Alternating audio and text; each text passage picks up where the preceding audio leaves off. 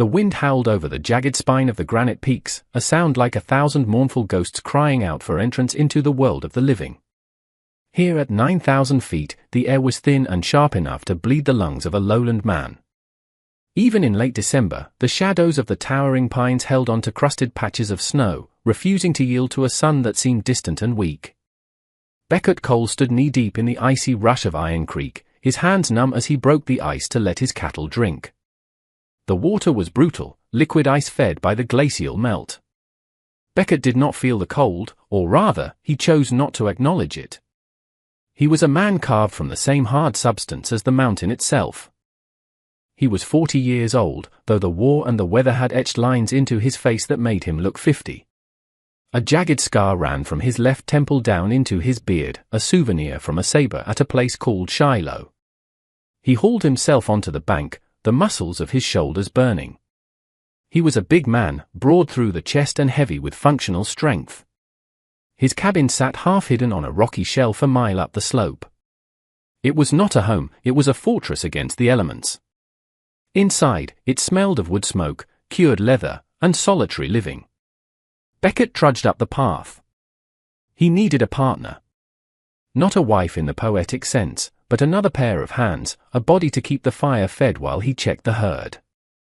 It was a cold mathematical calculation. The agency in San Francisco had sent a letter. The woman's name was My Lin. The letter was brief, written by a scribe. I am strong. I cook. I sew.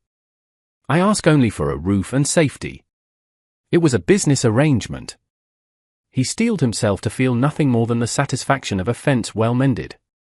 He needed a helpmate, she needed a shield. It was enough. 3 days later, Beckett stood on the platform of the Silver Creek train station. The air was thick with coal smoke and the smell of unwashed bodies. When the train hissed to a halt, the doors opened, and passengers spilled out. Beckett scanned the crowd until he saw her. She was smaller than he expected. That was his first thought. She stood alone amidst the bustle of miners and cowboys, looking like a vibrant splash of ink on a blank page.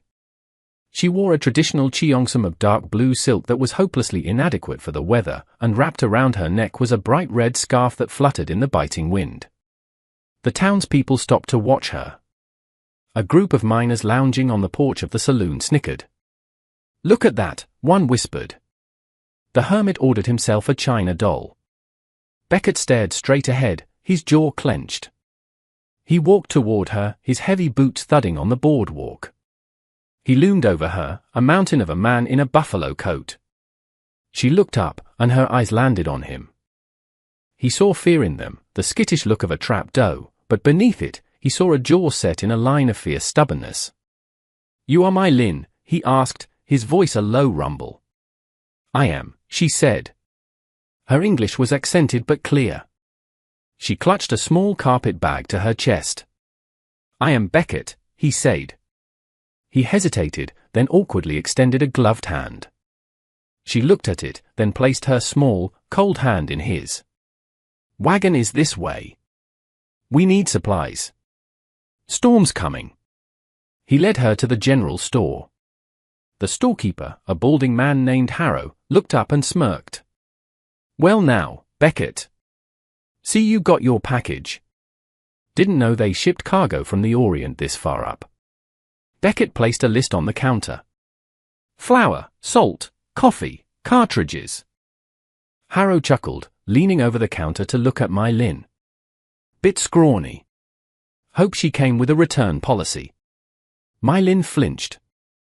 The words hit her like a physical blow. She stared at the floor, waiting for Beckett to join in, to agree she was just livestock. Beckett turned slowly. He didn't shout. He simply leaned forward, placing his heavy hands flat on the counter. "Pack the flour, Harrow," Beckett said softly. "And while you do it, keep a civil tongue. You speak of this lady with respect, or I will close your shop for good." Harrow turned pale and swallowed hard. "Just joking, Beckett." "Pack," Beckett commanded.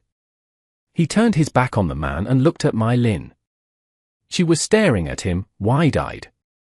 No one had ever defended her. Men had used her or blamed her.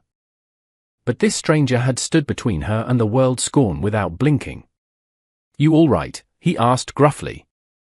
"Yes," she whispered. "Thank you." The ride up the mountain was brutal. The civilization she had known dissolved, replaced by rock and ice. When they reached the cabin, the sun was dipping behind the peaks. The temperature plummeted. "It is not much," Beckett said, opening the heavy door. "Roof holds tight. Fire draws well." Mylin stepped inside. It was one room, dim and stark. A narrow bed, a table, shelves of traps.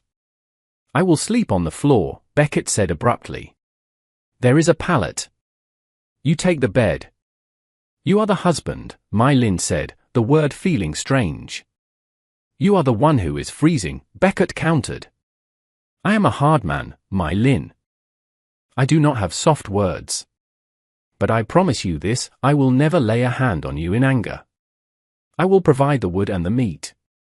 I expect you to do your share. And I expect you to stay." "I have nowhere to run," Mylin said steadily. "I will do my duty." The days that followed were a brutal education. The mountain did not care that Mylin was city-bred. The cold was a constant enemy. She learned to bake bread in the smoke-stained Dutch oven. She learned to wash clothes in boiling water, her fingers turning red and raw. One afternoon, Beckett returned early to find her struggling with the axe near the woodpile. She was swinging with all her might, but the blade bounced off the frozen pine. "You are fighting the wood," a voice rumbled. Mylin jumped. Beckett stepped closer. "Your feet are wrong. If the axe glances, you will take your leg off." He moved behind her. He didn't take the axe. Instead, he reached around, covering her small hands with his large ones on the handle. Mylin froze. He was suddenly everywhere, a wall of heat against her back. He smelled of pine resin and tobacco. "Spread your feet," he murmured. "Let the weight of the head do the work." He guided her arms up. They moved as one. For a second, the awareness of his body pressed against hers was absolute. They swung the axe down. The blade bit true, splitting the pine with a clean crack. Beckett didn't move immediately. The silence stretched, charged and vibrating.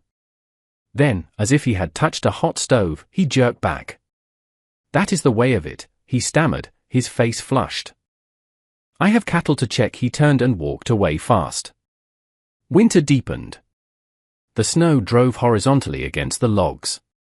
Inside, the cabin was a small island of warmth. They fell into a rhythm. She cooked simple meals of rice and venison. He repaired the barn. They spoke little, but the silence began to lose its edge. One evening, by the fire, Mylin stopped sewing. "You asked why I came," she said softly. Beckett looked up from oiling his rifle. "In San Francisco, there was a man," she said, staring into the flames. "Mr. Drake. He was